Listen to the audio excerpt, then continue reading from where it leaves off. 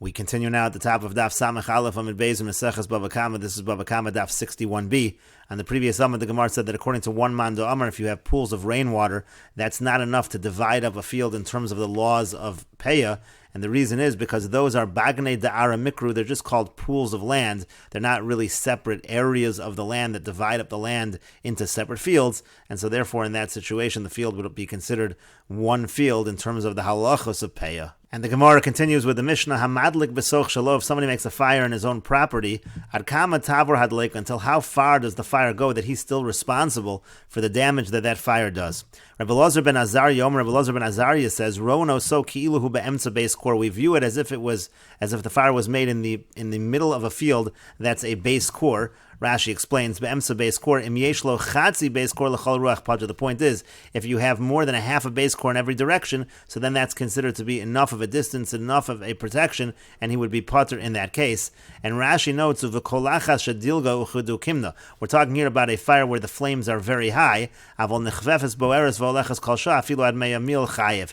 But as we said on the previous summit, if it's a low fire that can continue to go long distances, so even up to 100 mil, the person is going to be chayev. And the Mishnah continues, Rabbi Eliezer says, Tes Zayin Amos, the distance is 16 Amos, Kederach Rosh Hashanah, like a public thoroughfare. And this we quoted on the previous summit. The idea is that if the fire crosses an actual Rosh Hashanah, then the person is pater. Less than that, the person is not pater, according to Rabbi Eliezer.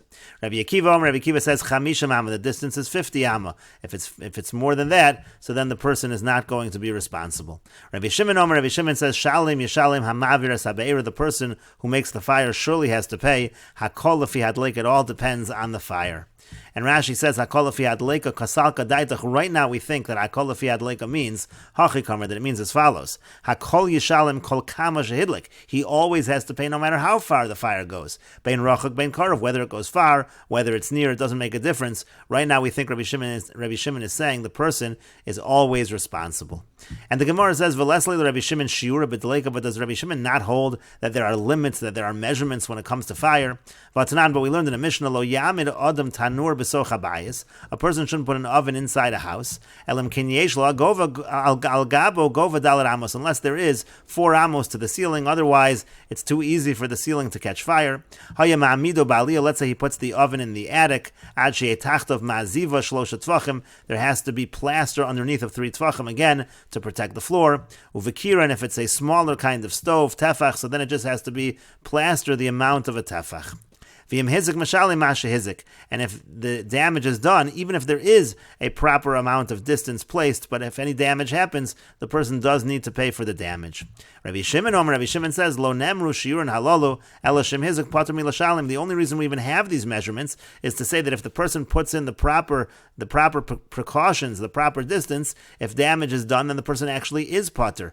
In any case, you see that Rabbi Shimon says there is an idea of shiurim, and that if it goes beyond a certain shiur, the person is exempt. And the Gemara says, Amar Rav Nachman, Amar Rabba bar Avua. Rav Nachman says that Rabba bar Avua says that you're misunderstanding what Rabbi Shimon meant. Hakol lefi gova hadleika. What Rabbi Shimon meant was everything goes by the height of the fire, meaning we have to take a look at the fire. What kind of fire did the person make? And depending on that, we decide what distance the person is pater. And the Gemara says, Amar Rav Yosef, Amar Rav Yehuda, Amar Shmuel. Rav Yosef says that Rav Yehuda says that Shmuel says halacha Rabbi Shimon. The halacha is like Rabbi Shimon, that it depends on the fire. V'chein Amar Rav Nachman, Amar Shmuel. And similarly, Rav Nachman says that Shmuel says halacha Rabbi Shimon. The halacha is like Rabbi Shimon. And Rashi says, Lo yamid, again, a person is not supposed to put an oven in his house unless there's a proper distance to the ceiling. Means to say, B'nei ho'ir ma'akvin olav, the people of the city can actually stop him from putting the oven in that way if it's not in a safe way. Shelo tivaraish b'tikra, that they don't want that the fire should catch on the roof of the house. And the Gemara continues with the Mishnah, Hamadlikas HaGadish, if somebody lights a stack of grain on fire, V'hayu bokelim, and within that stack of grain there are vessels, V'dalku, and they burn. Rabbi Yehuda Omer Meshali Masha B'socher. Rabbi Yehuda says you have to pay for the vessels that are on the inside, because he says Chayiv by Tamun by Eish. If something is concealed, you're still Chayiv. But the Chachamim say you only have to pay for a stack of wheat or a stack of barley. You don't have to assume, so to speak, that something is on the inside. You don't have to pay for those kalim that are concealed within the stack of grain. Let's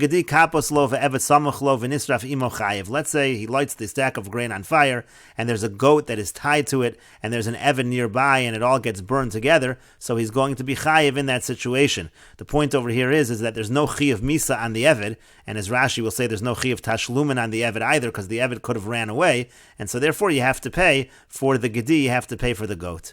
Let's say it's Eved kapos lo ugedi samach lo. Let's say there's an Eved that's tied there. The Eved can't run away, and there's a gedi nearby. So in that case, v'nisraf imo, if it burns together with the fire pater, then the person is exempt because that's considered a situation of capital punishment. The person essentially killed the Eved could not have run away, and he's chayiv misa. And if a person is chayiv misa, so then they're pater from paying money.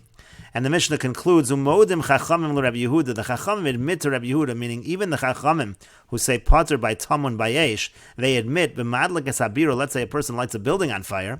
Shumashalim kol masha b'socha. There you have to pay for anything that burns within the building. Shekein derech b'nei adam l'haniach bebatim, because it's normal for people to put things inside houses. When we have the exemption of tamun b'yesh, that's if you have like a stack of wheat or a stack of barley. You're expecting the whole thing is wheat or barley, and then there are kalim on the inside, so you don't have to pay for that which was concealed. That does not apply to the items that are within a building. And Rashi explains that the point is whatever kind of stack it was, whether it's wheat, then you pay wheat. If it's barley, you pay for barley.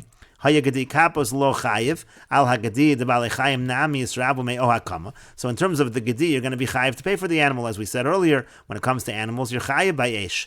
And you don't have kamle b'derabmine, which means that if you have capital punishment, so you get the greater punishment, and you don't have the lesser punishment, leko lemiftre, we don't say pater in this case. The person's not chayiv misa because the Eved died. The hoel ve'eno kapos, because since the Eved wasn't tied up, hayalo levroch, the Eved should have ran away.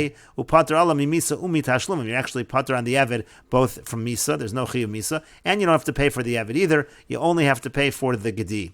Aval hoya Eved kapos lo. But let's say there's an Eved that was tied up right there. So then pater afilu ala gedi ve'ala gadish. Then you're pater in terms of money. You don't have to pay for the goat. You don't have to pay for the stack of grain. The chayiv misa al Eved, because there you're chayiv misa on the Eved because he couldn't run away. It's basically murder. We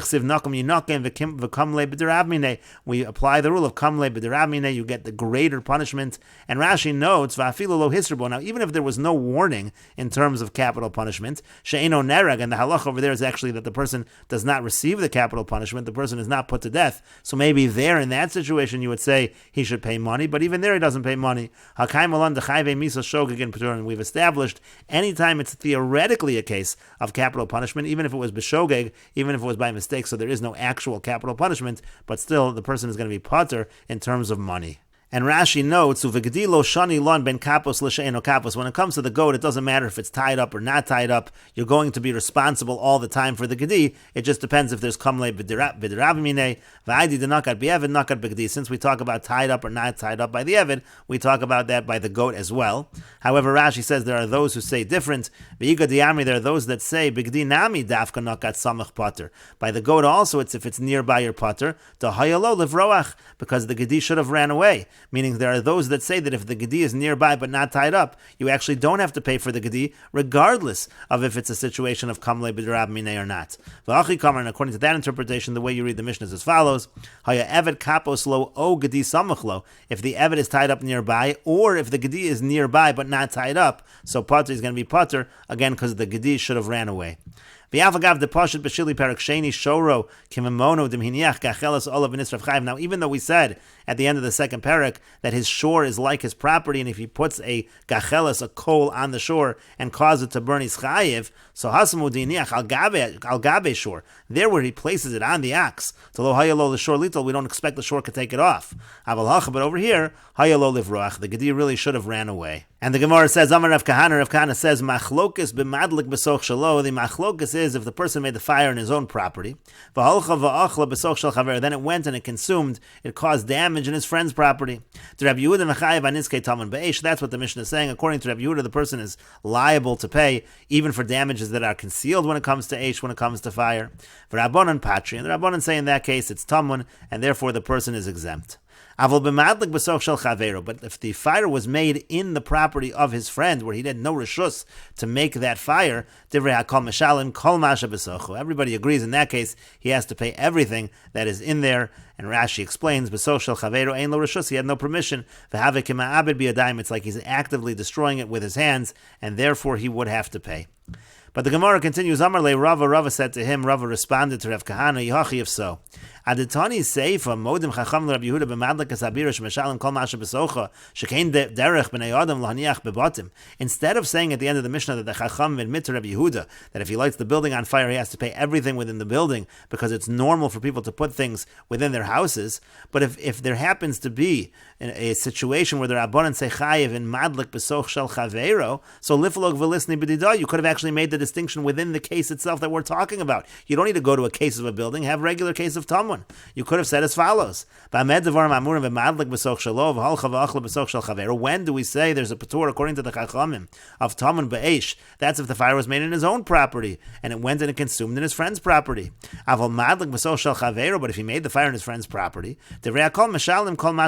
then everybody would agree that he has to pay for everything that's within the property.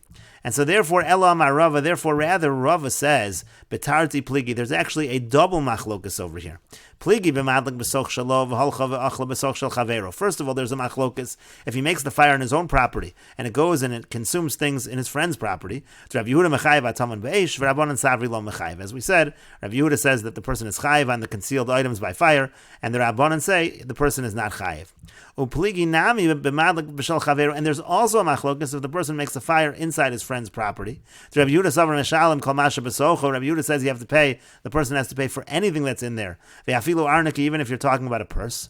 But the Rabbanan say, Kalim shedarkon lahatmin begodish. If it's vessels that it's normal to put in a stack of grain, kegon moriganu chlebakar, like threshing tools or yokes for cattle, hu demeshalim. So in that situation, you would pay for those kinds of things that are concealed. But Kalim she'ein darkon lahatmin begodish. But if it's vessels that it's not normal to hide them, to conceal them in a stack of grain, lo meshalim, for those the person does not have to pay. And Rashi explains, b'madlik hasabira, again, the Mishnah at the end made a distinction if somebody lights a fire to a building, so then he is responsible for the concealed items. And the point over here is, b'soch shel chaveru, in this case, the fire was actually made in his friend's property. It wasn't made in his property and then went to the building. The Mishnah is talking about when he actually lit the building. But nevertheless, the Mishnah actually gives a reason. The Mishnah doesn't say automatically, since the fire started in the other person's property, therefore he's chayiv on tamun, according to the Rabbanan. No, the Mishnah gives a reason that he's chayiv for tamun. Misham the derech b'nei adam l'haniach kelim bebatim, because it's normal for people to put vessels in the houses. Aval gadish lo, but let's say it would be a stack of grain. Apparently, the person would not be responsible for tamun, even if he started the fire in the other person's property. B'didah. So the point of the Gemara is, the point of Rava is, you should have made the distinction within the case of gadish itself.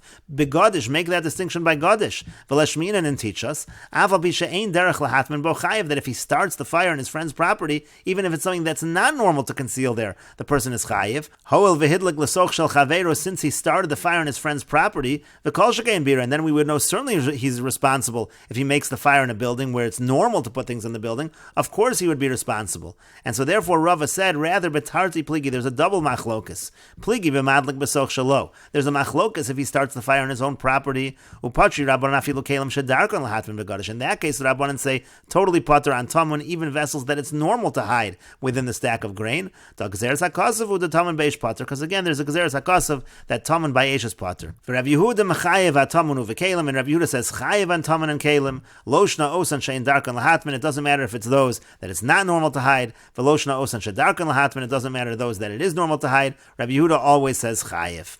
And the Gemara then goes on to say that there's a second machlokas as well, again in a situation where the person starts the fire in the other person's property. There, according to the Rabbanan make a distinction, and the Rabbanan say if it's something that is normal to put within, that is normal to conceal, then the person actually would be responsible, but if it's something that's unexpected, then the person is not responsible for those items. And the Gemara continues, Tanu Rabbanan, the rabbis taught, Hamadlikas HaGadish, if somebody sets fire to a stack of grain, V'hayu bokelim v'dolku, and there are vessels within the stack of grain, and they light on fire.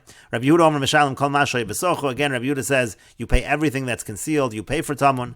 V'chachamim Omer, and the Chachamim say, Eino Mishalim, El HaGadish Shel Chitin, El HaGadish Shel Seorin, you only pay for a stack of wheat or a stack of barley. V'roin Makom Kalim, but we have to view the area where the vessels were, Ki iluhu Maletu, as if that area was also filled with the grain, and you're responsible for that value as well. And we will continue with this discussion in the next video on Daf 61b Daf Aleph.